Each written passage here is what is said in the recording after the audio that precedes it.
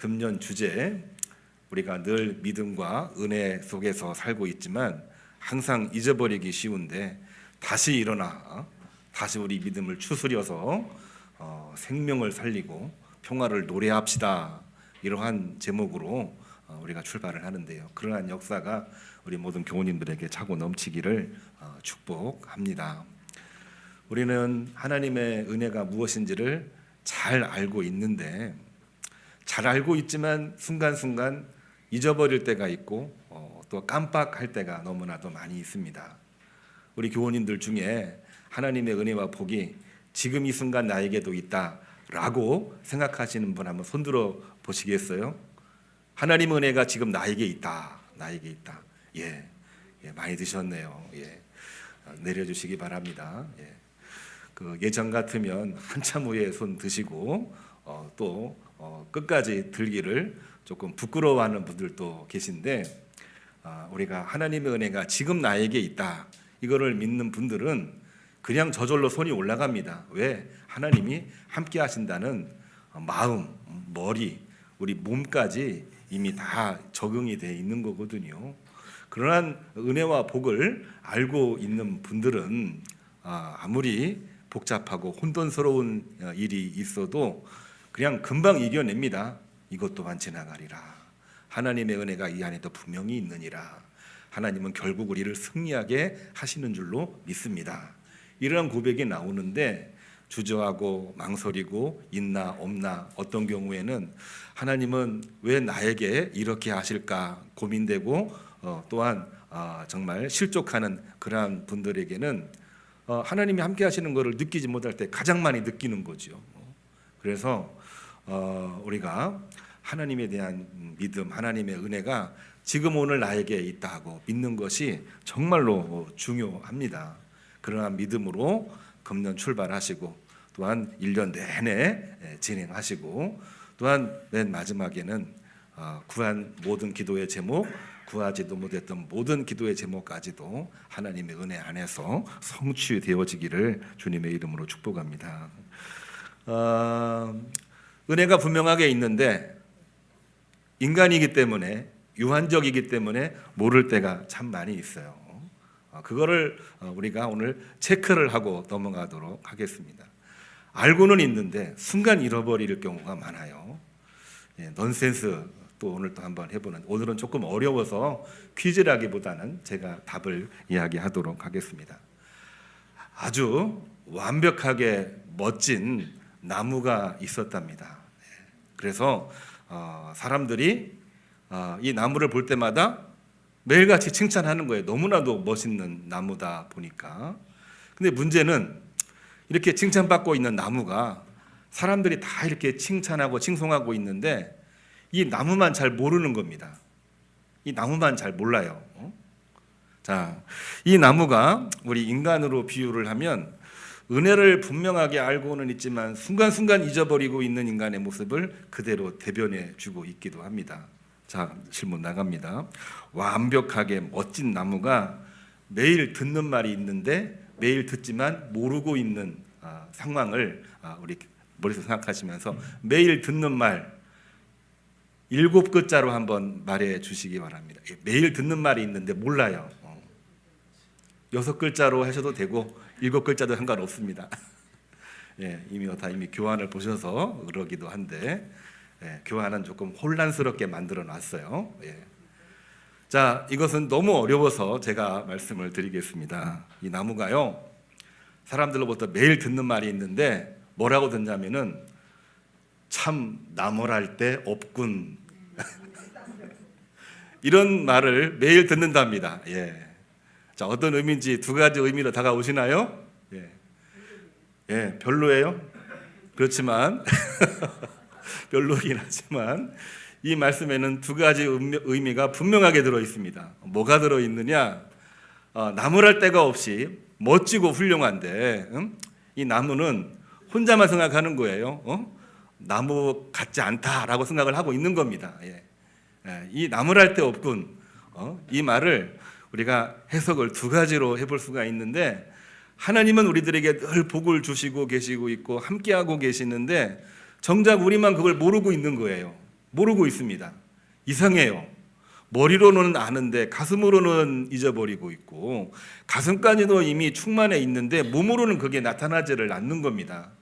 우리가 하나님의 은혜 안에 있다라고 아까 손을 번쩍 순간적으로 드신 분들이 있는데, 그러한 믿음으로 금년 한 해 늘 하나님이 함께 하시고 복이 있으시고 은혜가 넘치기를 주님의 이름으로 축복합니다. 오늘 말씀도요, 그런 내용이에요. 혼돈스러운 세상에 순간 잠시 잃어버린 하나님의 복, 그 복을 아는 것이 중요합니다. 믿음이 있다고 하지만 늘 잊어버려요. 우리 지난주에도 말씀을 함께 나누었듯이 아브라함도 믿음이 있지만은 물질적인 문제 때문에 순간 거짓말하고 실수한 적들이 많이 있습니다. 모세도 그랬고요, 엘리야도 그랬고, 나름대로 유명하다고 하는 선지자들도 다 그런 과정이 있었습니다. 그럴 때마다 어떻게 했느냐, 그 순간 잠시 잊어버린 하나님의 복을 내가 미리 알고 미리 체크하고 다시 일어나는 것이 중요한 겁니다. 다시 일어섰을 때에 그가 믿음의 조상 아브라함이 되었고, 이스라엘의 리더 모세가 되었고, 북이스라엘을 말씀으로 선교했던 엘리야 같은 불을 내리는 유명한 선지자가 될 수가 있었던 것입니다. 오늘 우리 이승리 학생이 읽은 마태복음 5장 1절부터 12절에 이르는 예수님의 산상수훈, 우리가 너무나 잘 알고 있는 말씀이죠. 이 말씀도 그렇습니다. 하나님이 주시는 복이 있는데 이 복을 사람들이 듣기는 들었지만 잘 몰라요. 복이 있기는 하지만 그거를 순간순간 잊어버려요. 그래서 예수님이 그 복에 대해서 8가지로 설명을 하시는 내용이기 때문에 이 산상수훈을 팔복이다 이렇게 이야기하시면서 주고 있습니다. 하나님이 주신 복을 미리 알고 현재를 살아가라, 그러한 메시지가 들어있거든요. 오늘 졸업 진급 주일이어서 어린이 학생들도 함께 참여하고 있기 때문에 오늘은 3분짜리 영상 한번 준비를 해봤습니다. 우리 다 아는 말씀이긴 하지만 말씀 영상을 보면서 눈에 가장, 귀에 가장 들려오는 메시지 한번 들어보시기를 바랍니다. 화면 한번 틀어주세요. 오늘은 예수님이 제자들과 산으로 올라가셨어요. 산에 앉으셔서 제자들과 모여든 사람들에게 복 있는 사람은 어떤 사람인지 가르쳐 주셨어요.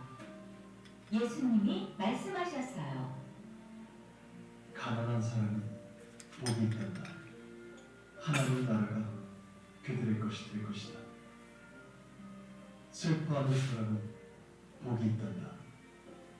그들이 하나님의 위로를 받을 것이다. 마음이 부드럽고 따뜻한 사람은 복이 있단다. 그들이 땅의 기업으로 받을 것이다. 공정하지 못한 일을 당하고 어려운 일을 당한 사람은 복이 있단다. 그들이 부족함을 채워 배부르게 될 것이다. 이웃을 불쌍히 여기는 마음을 가진 사람은 복이 있단다. 하나님도 그들을 불쌍히 여겨주실 것이다. 깨끗한 마음을 가진 사람은 복이 있단다. 그들이 하나님을 볼 수 있을 것이다. 평화를 위해 노력하는 사람은 복이 있단다. 하나님이 그들을 자녀로 삼아주실 것이다. 하나님의 뜻을 따르기 위해 괴로움을 당하는 사람은 복이 있단다. 하나님 나라가 그들의 것이 될 것이다. 예수님의 말씀에 제자들과 모여든 사람들은 위로를 받았어요. 지금은 가난하고 소외되고 어렵고 힘들어도 하나님이 주시는 복을 누릴 수 있다는 생각에 힘이 났어요.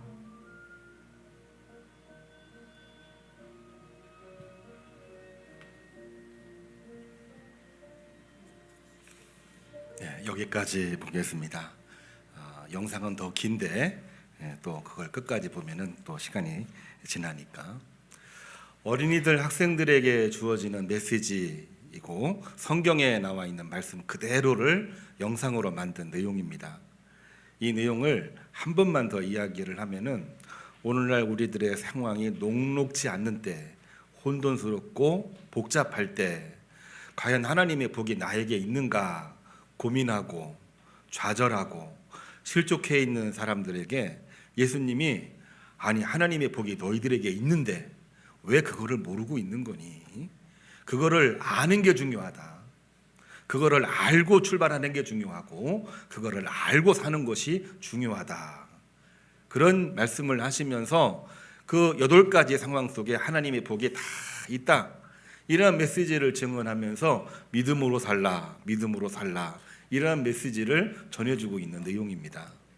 오늘 주연절이기도 하고 교회학교 졸업 진급 주일이기도 한데 졸업을 하고 진급을 하고 새 학기를 출발하는 우리 어린이들 학생들에게 또 지난주 신년주일과 함께 금년을 새 출발하는 모든 성도들에게 하나님이 주시는 말씀, 하나님의 복이 오늘 지금 나에게 있다. 이거를 미리 알고 그 믿음으로 출발하시고 진행하시고 최후 승리 얻으시기를 주님의 이름으로 축복합니다. 그래서 오늘 말씀의 제목을요, 처음과 끝을 미리 알고 시작하십시다. 제목을 막 몇 번 바꿨는데요, 마땅히 이루어질 일을 미리 알고 다시 일어나 믿음으로 출발하라. 이러한 메시지를 오늘 제목으로 정해봤습니다. 우리에게 하나님의 복이 있는 것을 아는 것과 모르는 것은 큰 차이가 있습니다. 왜 그럴까요? 하나님이 함께 하시는가 그렇지 않는가의 차이가 있기 때문에 그렇습니다. 이 차이를 정말 크게 느끼시는 분들이 있는데 매우 중요하기 때문에 그렇습니다. 다른 질문이기도 합니다만 우리 인생의 처음과 끝을 미리 알고 출발하는 것과 그거를 모르고 사는 것은 하늘과 땅 차이입니다. 우리 살면서 이런 생각을 한번 해봤는데 내 처음은 어디인가? 내 마지막은 어디인가? 이런 질문을 한번 해본 적이 있으신가요? 별로 없을 거라고 예상이 됩니다. 지금 상황이 너무나도 긴박하고 너무나도 바쁘기 때문에 그거를 놓칠 때가 있어요. 그렇지만 우리의 시작, 나의 시작이 분명하게 있었고 나의 시작, 우리의 마지막도 분명히 있다는 것을 알고 현재를 살아간다면 이것은 내가 어떻게 살아야 될지 분명한 그림을 그릴 수가 있고 그러한 가운데에서 내 마음가짐도 나의 계획도 내가 누구를 만나고 어떤 일을 해야 되고 어떤 목표를 가져야 되는지 그림이 생기게 되는 것이거든요. 그렇기 때문에 이 처음과 끝을 알고 시작하는 것은 너무나도 중요합니다.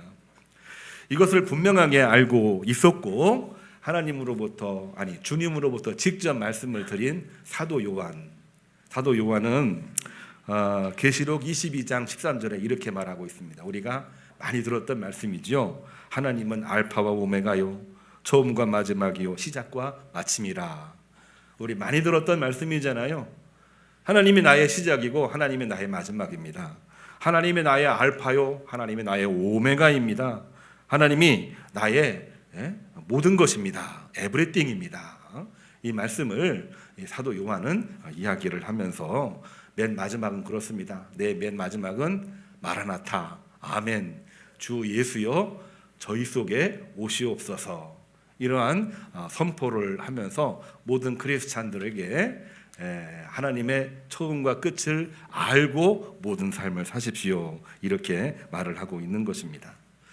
우리가 어떻게 하면은 우리의 처음과 끝을 마땅히 이루어질 일들을 알고 살아갈 수가 있는 것일까요?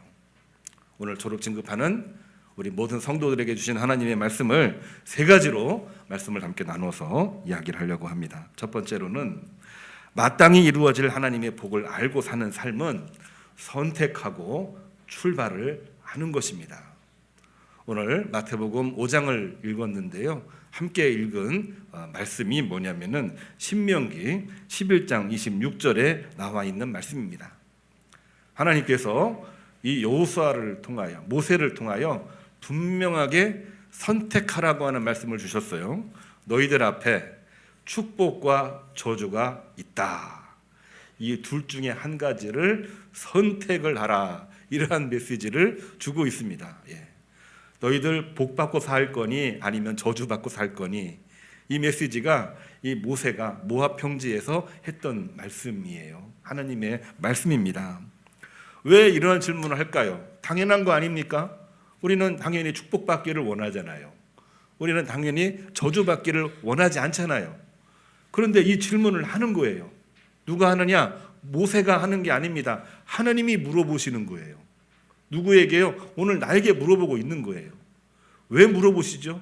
우리 마음 다 아시는데. 왜 축복 받을래? 저주 받을래? 이 질문을 왜 하시는 걸까요? 이 두 가지는 함께 가져갈 수가 없는 것이기 때문에 그런 것입니다. 사람들은 한 가지라고 이야기를 하고 있지만 이 두 가지를 다 가지고 있어요. 축복받을 일들도 하긴 하지만 저주받을 일들도 늘 항상 하고 있기 때문에 그런 것입니다. 우리가 인생에서 선택한다고 하는 의미가 과연 뭘까요? 포기하지 않고는 절대로 선택할 수가 없는 것입니다. 내가 선택을 하는데 이것도 선택하고 저것도 선택하나요? 이것을 선택했다면 반드시 이것은 포기해야 되는 것이거든요. 하나님께서는 모세를 통해서 이스라엘 백성들에게 분명하게 이야기를 하고 있습니다. 광야 생활 40년을 지나면서 복받는 길이 무엇인지를 분명하게 보았고 저주받는 길이 무엇인지를 분명하게 보았기 때문에 이제는 너희들이 선택을 하라 이겁니다. 선택을 하라 이거예요. 축복받은 길로 갈 것인가 아니면 저주받을 것으로 갈 것인가. 이제는 선택을 하라. 선택을 해야만 우리가 믿음의 길로 가는 것입니다. 우리는 지금 선택을 하고 있나요? 아까 손을 드신 분들은 선택을 한 겁니다. 분명히 선택을 한 거예요. 한 겁니다. 자, 이것도 이 말씀을 계속 읽다 보면은 이런 내용이 나와 있어요. 그렇게 선택을 하고 나서도 또 잊어버리기가 쉬우니까 신명기 11장 29절을 보게 되면은 너희들이 가나안 땅에 들어가거든 그리심산과 에발산에서 이 말씀을 선포하고 듣도록 해라 이렇게 명령을 하고 있습니다. 그리심산에서는 순종하면은 복이요 에발산에서는 불순종하면은 저주가 있느니라. 이 말씀을 양대산 이 협곡인데요. 이 에발산이 있고 그리심산이 있는데 그리심산에서는 축복의 메시지를 에발산에서는 저주의 메시지를 선포하게 해서 우리는 분명하게 선택하고 나가야 됩니다. 선택했지만 아직까지도 포기하지 못한 사람이 있다라고 한다면은 포기할 거는 포기하고 하나님의 강복하심을 분명하게 선택을 하고 나가야 됩니다. 나가야 됩니다. 이것을 이 신명기에서는 분명하게 기록을 하고 있는 것입니다. 물론 역사적으로 보게 되면 북이스라엘이나 남유다리나 결국은 불순종으로 다 심판, 패망 또 포로로 끌려가는 일이 벌어지긴 했는데요. 훗날 이 사마리아인들 북이스라엘 사람들 아닙니까? 불순종함으로 아수르에 의해서 패망하고 포로로 끌려가서 사실은 그 이후에 더 이상 족보가 나오지를 않고 있어요. 그런데 그들이 다시 회개하면서 돌아온 곳이 어디였느냐? 그들은 단과 베델이라고 하는 금송아지를 모아놓고 우상숭배했던 곳으로 돌아온 것이 아니라 어디로 모였냐면요, 그리심산으로 모였습니다. 성경 이 본문에는 나와 있지 않지만 신구약 중간 역사를 보게 되면은 사마리아인들은 그리심산에 모여서 하나님 앞에 예배를 합니다. 왜 하필이면은 그리심산에서 모였던 걸까요? 우리가 불순종함으로 우리가 이렇게 큰 심판 속에서 살고 있습니다. 그러나 이제는 아닙니다. 다시 일어나 다시 회개하여 이 그리심산에서 순종하며 순종의 복을 받기를 원합니다. 이렇게 고백을 하면서 예배를 드리는 것입니다. 우리 신약 성경에 사마리아 여인이 우물가에서 예수님 만났을 때에 고민을 하잖아요. 어떤 고민을 하고 있습니까? 우리가 하나님 앞에 예배를 드리는데 예루살렘에서 예배를 드려야 됩니까? 그리심산에서 예배를 드려야 됩니까? 사마리아인들은 예루살렘에 가지를 못했어요. 유대인들의 차별 혐오감 때문에. 어디서 예배를 드렸느냐? 그리심산에서 예배를 드린 거예요. 우상 숭배한 게 아닙니다. 그곳에서는요. 무엇을 예배해야 했느냐? 하나님 말씀에 순종하며 살아가는 것이 우리들에게는 가장 중요한 것입니다. 회개하며 메시아의 오심을 기다렸던 그러한 사람들이 바로 사마리아 사람들이죠. 사마리아 사람들을 10개 지파라고 얘기합니다. 우리가 마태복음, 마가복음, 누가복음을 통틀어서 예수님의 오심을 기뻐하며 영광 돌렸던 이 시므온 지파의 시므온이라는 사람이 눈물을 흘리며 기뻐하는 장면이 나와 있습니다. 또 안나라고 하는 여자 선지자가 있는데 예수님의 오심을 보고 기뻐하며 영광 돌리는 여성 선지자에 관한 내용은 나와 있어요. 납달리 지파입니다. 다 누굽니까? 사마리아 사람들이죠. 우리가 예수님의 말씀을 통해서 분명하게 알고 있어요. 예루살렘에서 예배를 드리든 그리심에서 예배를 드리든 하나님은 영이시니 예배하는 자가 신령과 진정으로 예배할지니라. 진정으로 하나님이 함께 하시는 은혜를 알고 마땅히 이루어질 복을 내가 알고 출발하는 것이 가장 중요한 것임을 예수님도 말씀하고 계시는 것을 우리는 기억을 해야만 되겠습니다. 이것이 바로 믿음의 시작입니다. 이것이 바로 미리 알고 내 현재를 살아가는 우리 믿음의 역사의 시작인 줄로 믿습니다. 졸업 진급하는 우리 학생들, 새해를 맞는 우리 교우님들, 이러한 역사에 복이 있기를 주님의 이름으로 축복합니다. 두 번째로는 마땅히 이루어질 하나님의 약속을 미리 알고 사는 것은 예수님의 사랑으로 현재를 사는 것입니다. 또 다른 병행 본문이 어디냐면요, 고린도전서 13장 1절로 13절. 우리가 너무나 잘 알고 있는 사랑장입니다. 사랑장. 사랑은 오래 참고 온유하며 시기하지 아니하며 질투하지 아니하며 이러한 내용으로 13절까지 있는데 읽기만 해도 막 은혜가 돼요. 믿지 않는 사람들도 이 메시지는 기억을 하고 있을 정도로 너무나도 유명한 얘기인데, 이 고린도전서 13장의 이 시대적인 배경을 보면은 우리가 고린도 교회를 연상하지 않을 수가 없습니다. 정치, 경제, 문화 완전히 혼돈 상태입니다. 교회 모인 교인들도 전부 다 이 세상적인 세속적인 사상에 물들어 있기 때문에 와가지고 마음이 안 맞아요. 마음이 안 맞다 보니까 자기들의 파를 형성해서 바울파, 아볼로파, 그다음에 베드로파, 세례 요한파 나눠져 있을 수밖에 없습니다.